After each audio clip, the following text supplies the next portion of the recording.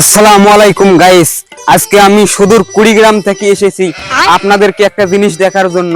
আপনারা হয়তোবা ভাবতে পারেন আমার পরনে লুঙ্গি কেন, কারণ আমাকে পার হতে হবে সাগর, নদী এবং পাহাড়, ওই জন্য আমার পরনে লুঙ্গি আছে।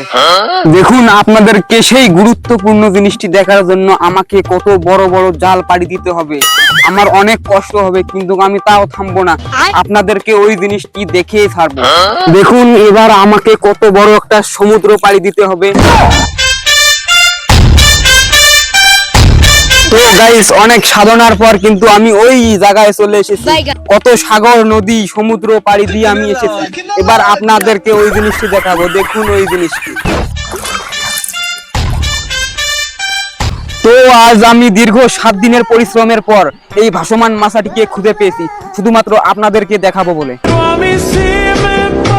তো গাইস দেখুন, আমি এবার সফল।